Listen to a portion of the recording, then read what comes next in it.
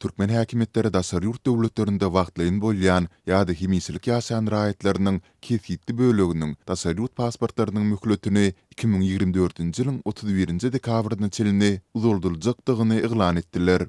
Bu mümkinçilik diňe pasportlarynyň möhletleri 2023-nji ýylyň 1-nji ýanwary 2024-nji ýylyň 30-njy dekabry aralygynda tamamlanýan raýatlara degisli bolar.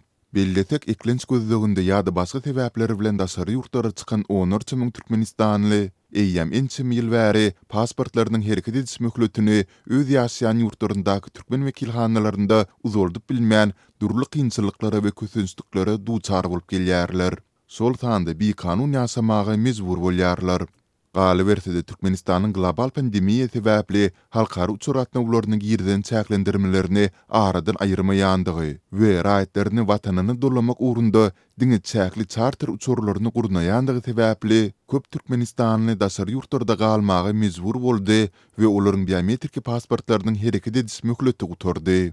Görnüşinden Prezident Serdar Berdimuhammedowyň 28 aprelde gol goýun karary geçen ýylyň iýulynda biometrik pasportynyň hereket edis möhletini dasar ýurtlardaky türkmen wekilhanalarynda uzaltmak boýunça tasdiklanan tertibiň dowamyny meňzeýär. Sonda biometrik pasportynyň möhleti 2020-nji ýylyň 1-nji ýanwary 2022-nji ýylyň 30-njy dekabry aralygynda tamamlanan ýa-da tamamlanýan raýatlaryň dasar ýurtlardaky türkmen wekilhanalarynyň üstü bilen öz pasportlarynyň möhletini 2022-nji ýylyň 31-nji dekabryna çelini uzaldyp biljekdigi aýdylypdy.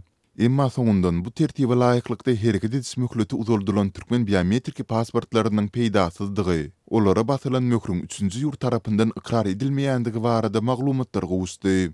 Mundan başga bu mümkinçilik pasportynyň gutarýan möhletine laýyklykda diňe kesitli raýatlaryň bölegini degisli bolmagy, dasar ýurtlardaky galan beýlik türkmen raýatlarynyň munuň bilen baglylykdaky ýüzbe-ýüz bolýan kynçylyklaryny çözüp küdürlemeýär.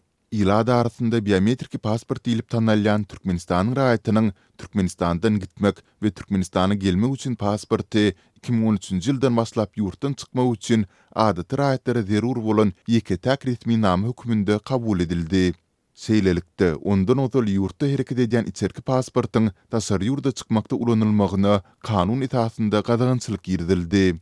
Häzirki wagtda dasar ýurtda ýaşaýan türkmen oppozisioneri bozgunlukda düredilen Halk Partiýasynyň esaslandyrjysy Ahmet Rahmanow, türkmen häkimetleriniň çäklendirmeleri sebäpli pasportynyň möhletini uzaldyp bilmeýän türkmenistanlylaryň ençemesiniň dasar ýurtda ýaşamak ruhsatyndan hem mahrum bolmak hupy bilen ýüzbe-ýüz bolýandygyny aýtdy. Şu pasport möhleti geçýän için hasken kişi öňkü mana legalny ýaşaýyşyny ýitirýärler. Mundan ozal Türkmenistanyň migrasiýa hakyndaky kanuny dasar ýurtlarda diňe hemisilik ýaşaýan Türkmenistanyň raýatlaryň türkmen wekilhanalarynyň üstü bilen biometrik pasportlaryny çalysmaga ruhsat berýärdi. Ýöne dasar ýurtlarda ýaşaýan Türkmenistanlylaryň ençemesi iş ýüzünde bu kanunçylygyň netijesiz bolandygyny aýdarlar. Rahmanow 29 aprelde Azatlyk bilen geçiren söhbetdeşliginde türkmen häkimetleriniň raýatlarynyň pasport meselesini bilkaslandan çözmek islemeýändigini belledi. Yani bu uzatma bilen bizlere gıyska yüpte tutýarlar. Öz granjlamalarını, Türkmenistanlıları. Ama gınçılıktan gözleri açılmasın, siyasete girmesinler diýip edi otan zatları. Prezident Berdimuhammedowyň pasportlaryň möhletini uzaltmak baradaky kararynda munyň dünýäde ýüze çykan ýeti ýokunç keseliň pandemiýasy bilen bagly halkara gatnawlary girdilen çäklendirmeleriň netijesinde häzirki wagtda dasar ýurtlarda ýaşaýan türkmenistanlylaryň hukuklaryny we kanuny bähwitlerini goramak maksady bilen kabul edilendigi aýdylýar. Emma awrayly hukuk toparlary tarapyndan adam hukuklaryny berkdepelemekde tanqidlenýän türkmen hökümeti köp ýyllyklaryň dowamında öz raýatlarynyň pasport kynçylyklaryny çäre hudurlameýär. Olaryň dasar ýurtlardaky bastyn geçirýän kynçylyklary, sol tanda ölüm hadiseleri barada hem dymýar.